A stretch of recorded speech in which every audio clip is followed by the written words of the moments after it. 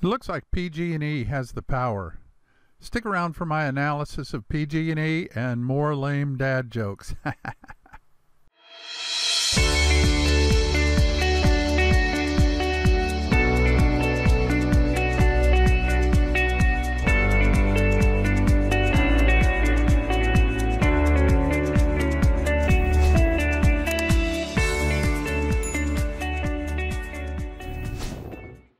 Hi, this is Tim from TradingStrategyGuides.com. Well, guys, my gym is opening back up next Monday. There'll be a lot of rules that we have to follow because they're serious about staying safe, but it will be nice to be able to work out there again. Today's trade pick is an ascending triangle on the stock PG&E Corporation. So, if you didn't get the lame dad joke, PG&E is a power company. Get it? I know, that was not just a little bit lame. Anyway, I'll show you that in a few minutes. But first, we got a bunch of charts to look at. And later on, today's trading maxim. Happy Friday, guys. And don't forget Mother's Day on Sunday. Remember to click the subscribe button and hit that bell so you won't miss any of these great trade setups. All right, let's check out all these charts. This is the Palladium setup from a couple of weeks ago. It hit our first target Tuesday. Right there. I closed half the trade for profit, set my stop to break even right here on the remainder. Now we wait for this parabolic SAR to get down there below the entry point to start trailing the stops on the second half. McDonald's Corp finally hit the first target right here on Wednesday. Like Palladium, I closed half the trade for profit, moved my stop to break even on the remainder. This one's a little bit different with the parabolic SAR though, because it's still down here and it won't pop up to here until price hits it. Okay, so we have to wait for this to get down here to where price and the parabolic SAR meet, probably somewhere in here, depending on how price moves. And then the SAR will pop up to here, and we've got to wait for it to get down below our stop loss right here to start trailing stops on this one. The Nasdaq 100's future price is going the wrong way. I'm still in this until it hits a stop or hits the first target. Of course, I would prefer that it hit the first target. And the Euro New Zealand also going the wrong direction.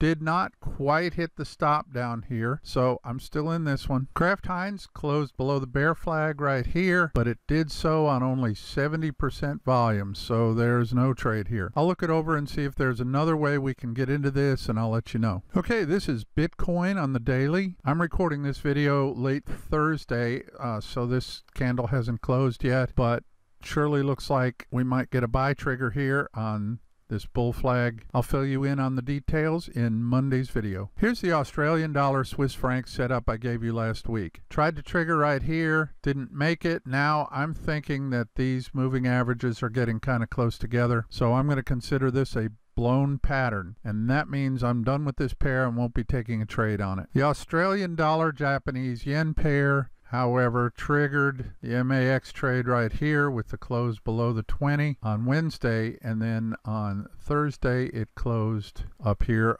back above the 20 EMA. So I'm in and out with a small loss.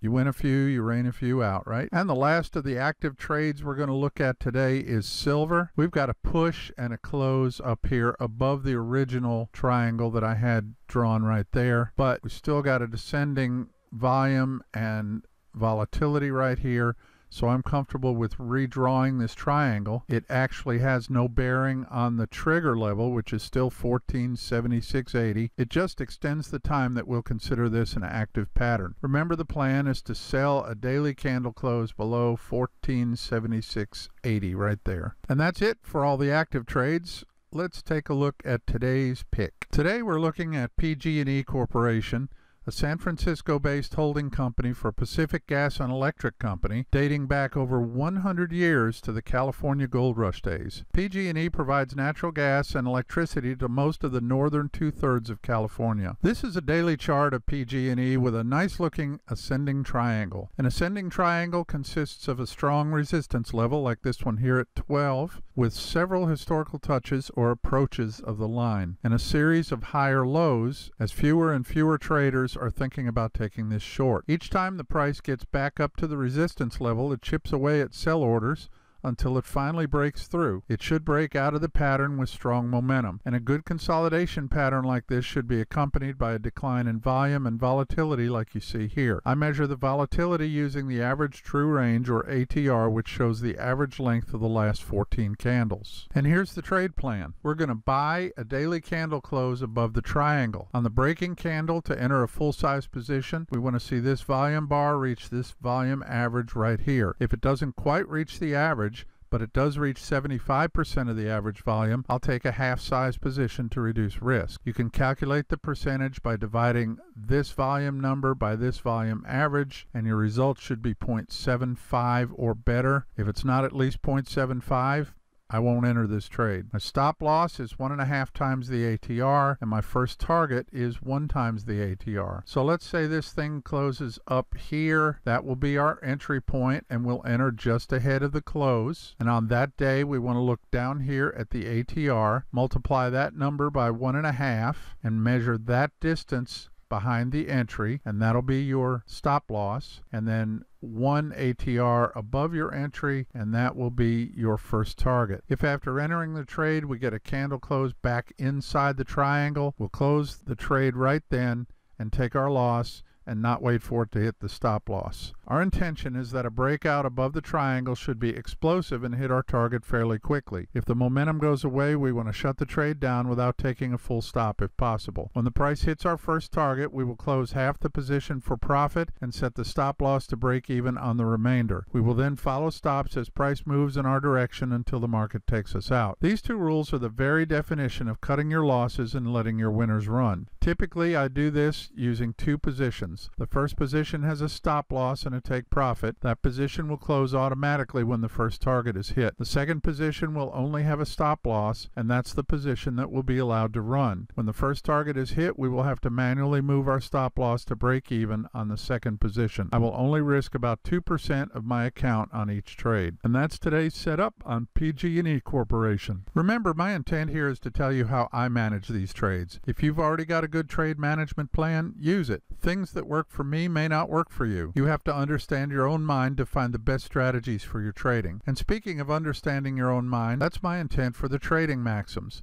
The maxims help me control my emotional impulses and keep me on the straight and narrow path. A maxim is a general truth, fundamental principle, rule of conduct, or proverbial saying. The purpose of my maxims is to motivate me to discipline in trading as well as other areas of my life. I suggest you start your own list of maxims, things that you can say to yourself while you're trading or doing life to make sure you always do the right thing. Feel free to borrow from my list. And today, another trip back in time for our maxim of the day. Tim's trading maxim number 25. Trading is a marathon, not a sprint. If you want to be successful as a trader, you have to understand that you're in this for the long term. This is no get-rich-quick scheme. It takes time to understand the concepts required to be a good trader. So don't get in too big a hurry to make a mint at trading, because it just ain't going to happen. Then you'll kind of be back where you started if you do. Take the time to build a proper base of knowledge and skills and keep your trades small and build it up slowly. Remember, the skills you learn during this time will be with you for the rest of your life.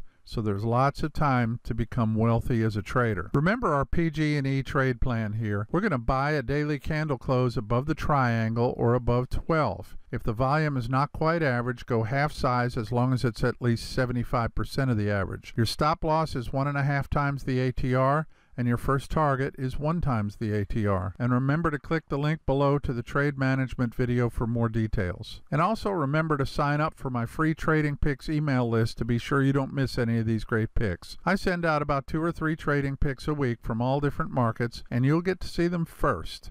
And the best thing is, it's free. I'll put the link below this video. Be sure to come back to Trading Strategy Guide's YouTube channel every week on Monday, Wednesday, and Friday at 3 p.m. U.S. Eastern Time for my new videos. Don't hesitate to ask any questions you may have. I'll either answer your question right in the comments or in a training video or both. And remember, the only stupid question is the unasked one. As always, thanks for watching. Thanks for subscribing. Don't forget to hit the thumbs up below. Have a great weekend, and I'll see you Monday.